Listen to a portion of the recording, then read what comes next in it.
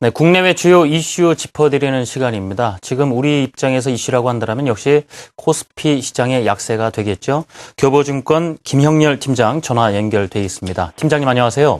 네, 안녕하십니까? 네, 어제 코스피가 1890포인트 이 하향 이탈을 했는데요. 물론 가장 직접적인 문제야 외국인 매도 때문이라고 할 수 있겠는데 사실 어제 동시만기를 앞두고 그 이중이 뭔지 하는 얘기도 나오긴 했었습니다만 일단 외국인 매도 이 근본적인 원인 어디에 있을까요? 네. 우선 지난달 삼성전자에 대한 수익 악화 가능성에서 시작된 외국인 매도가 이제 점진적으로 신흥국 증시에서 글로벌 투자 자금이 이탈된다는 이야기까지도 좀 확대되는 부분 등이 있습니다. 결국 외국인 투자자들의 어떤 매도는 글로벌 경기에 대한 여건 자체가 아주 낙관적이지 않은 상황에서 통화 정책에 대한 변화 가능성 등이 정책 리스크로 작용하면서 단기적인 위험 자산 기피 현상이 나타났다는 평가를 할 수가 있는데요. 하지만 현재 양적 완화가 중단될 수 있다는 소식이나 삼성전자에 대한 실적이 부진할 가능성 등은 말 그대로 가능성 정도에 그치고 있다는 점입니다. 현재 그 시나리오를 그려볼지는 모르더라도 현실적으로 지금 그 이슈가 시장에서 현실화되기에도 분명히 어떤 그 현실과의 어떤 괴리가 분명히 잠재되어 있다는 점 등을 들 수가 있겠고요. 하지만 최근에 외국인 투자자들의 매도가 다소 좀 투기적일 정도로 확산되는 있는 가장 큰 이유는 채권 가격이 급락하는, 다시 말해서 금리가 상승과 동시에 우리 원화의 가치도 약세를 나타내는 것이 외국인 투자자들로 하여금 한국 증시에서 자금을 이탈시키게끔 만드는 자극제 역할을 했었던 것으로 풀이해 볼 수가 있겠습니다. 예, 그렇군요.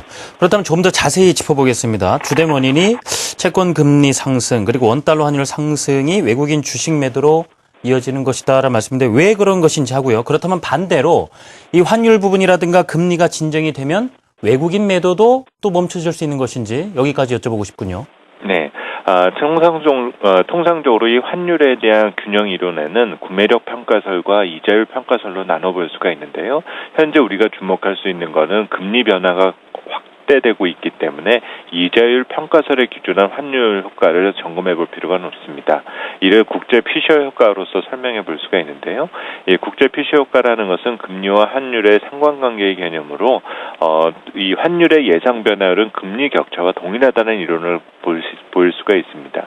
최근에 국채 금리가 빠른 속도로 올라가고 있는 소식 등을 접하고 있는데 뒤늦게 한국 국채 금리도 빠른 그 상승 상황을 나타냄으로써 미국과 일본 사이에 금리 스프레드가 상당히 확대되고 있습니다. 이 금리 스프레드가 확대되고 있다는 것은 다시 말해서 우리 통화 가치가 평가 절하압력 자체를 받을 수 있다는 것이고 이는 다시 말해서 환율이 앞으로도 상승할 확률 자체가 높아졌다는 것을 의미한다고 볼 수 있습니다.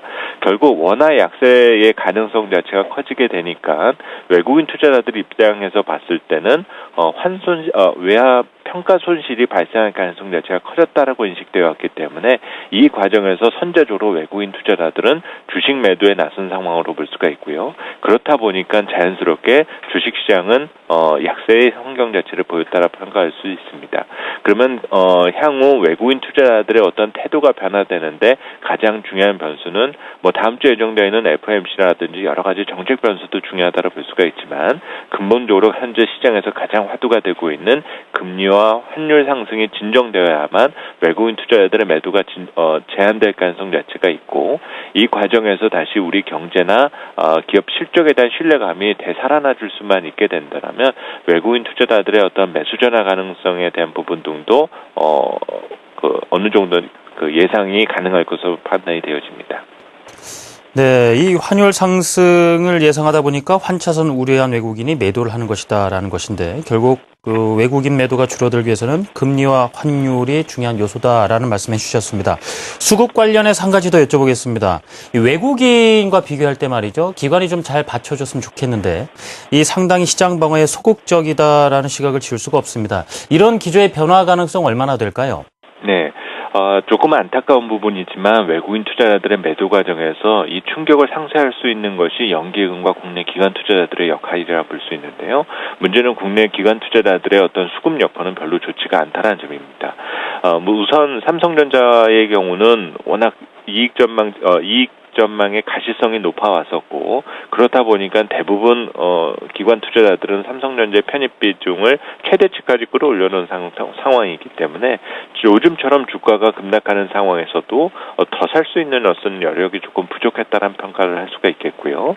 조금 그동안 오르지 않았었던 업종을 사자니 당장 실적 변수의 변화가 그렇게 가시적으로 크지 않은 데다가 특히 그렇게 낙폭이 큰 업종들의 경우는 중국 경제와 연계성이 워낙 높다 보니까 당장 중국 매크로 모멘텀의 변화가 있지 않는 한 저가 매수에 대한 명분 자체가 조금 부족하다는 측면입니다.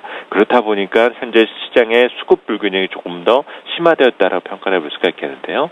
하지만 2분기 실적 변수가 점진적으로 등장을 하게 된다라면은 현재 소극적으로 나서고 있는 기관 투자자들 또 연기금 역시도 시장에서는 적극적으로 대응에 나설 가능성 자체가 있다는 점입니다.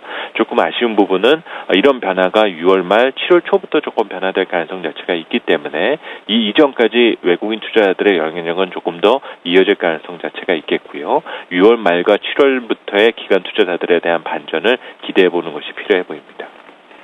네, 대략 시기도 언급해 주셨습니다. 실적 변수가 부각될 시기가 돼서야 기관도 나설 것이다라는 말씀인데요.